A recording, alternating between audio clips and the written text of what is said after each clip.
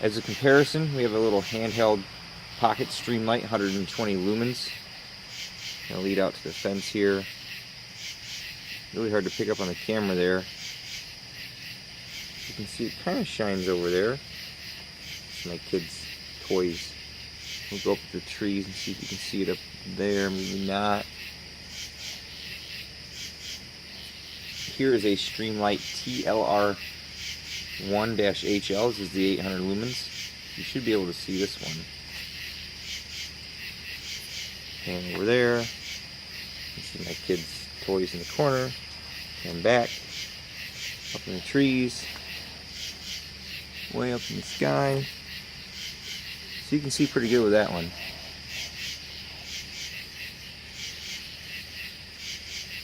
Okay. And here is our Colt Judge, 800 lumens. Pan over this way, and back, and up in the trees there. Definitely pretty bright. I think it's a whiter light than the Streamlight too. It's just kind of a bright spot there. Hey everyone, welcome back to the range.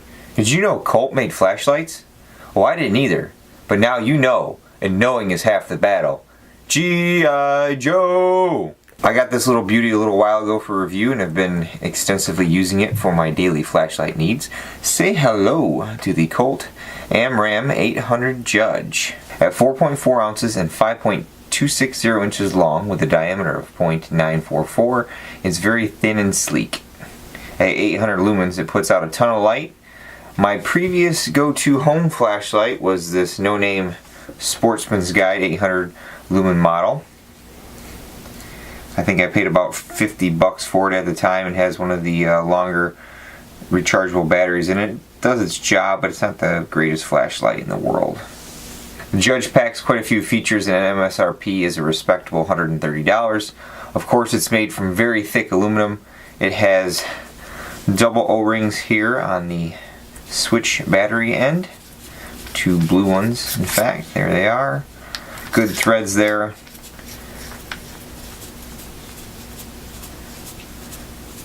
Got a single O-ring here on the LED end. Again, good machining. Threads are nice and smooth. It has a reversible and or removable clip for any of your mounting needs, say on the bill of a cap or in your pocket or on a backpack sling or whatever. Activation is from the rear on the switch here. It is momentary and sports 4 brightness levels and double tap for strobe. I always find the strobe activation to be a pain. This one requires a very immediate double tap. So here is the first brightness level. The second. And then it gets dimmer, even dimmer. And there you go. And as far as strobe goes, you gotta be pretty quick with it. There's your strobe. And then if you want to keep it on all the time, press all the way down till you hear it click. Click is audible but not as loud as some of the other flashlights. Here's the Sportsman Guide one. Much louder click on that. A pair of CR123 batteries are needed to run it, 18 hours of stated runtime. The Judge sports a lifetime warranty with 1-year warranty on wear items such as bulbs and switches.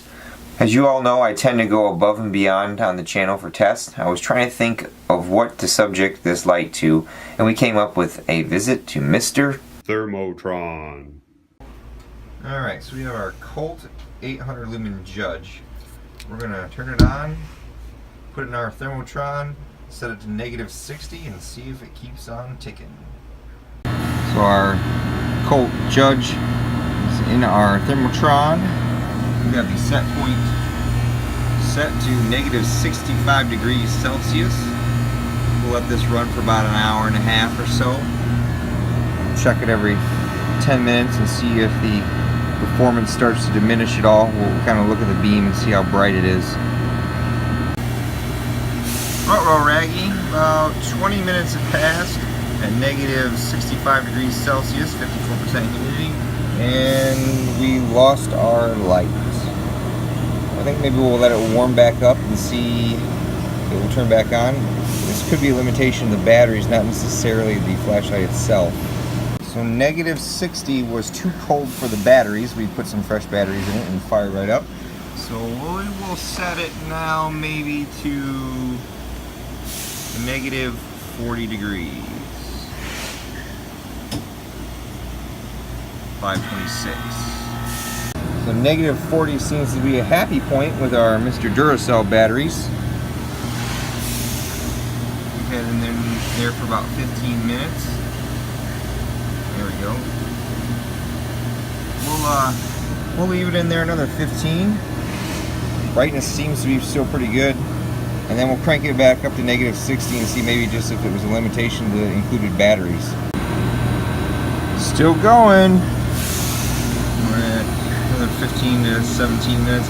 Let's crank it up to negative 50 and come back and check it in 10 minutes.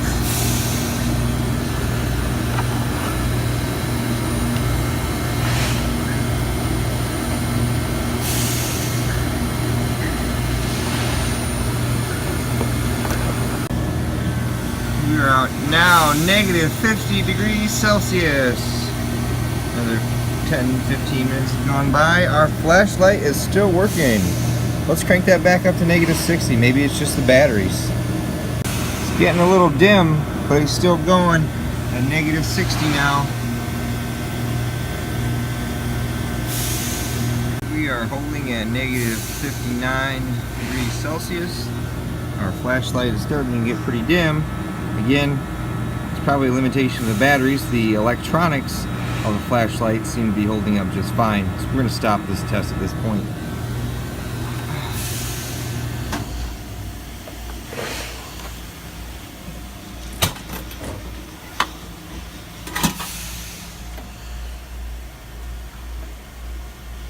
Still working.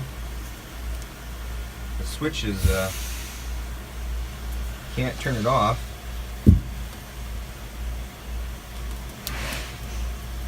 As it warms up though, I should, yep.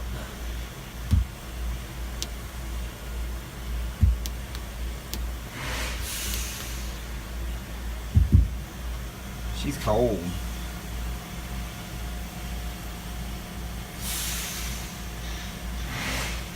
Needless to say, after performing that test, any imaginable cold weather temperature you may be elite operating in, this light will take care of you. I like the machining fit and finish of this light.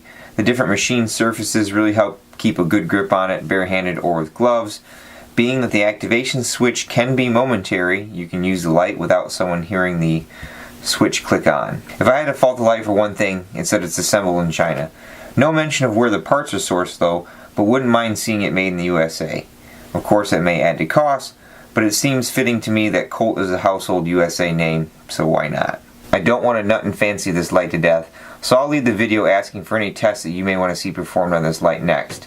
Link to Colt lights is in the description below. Until next time, catch you at the range.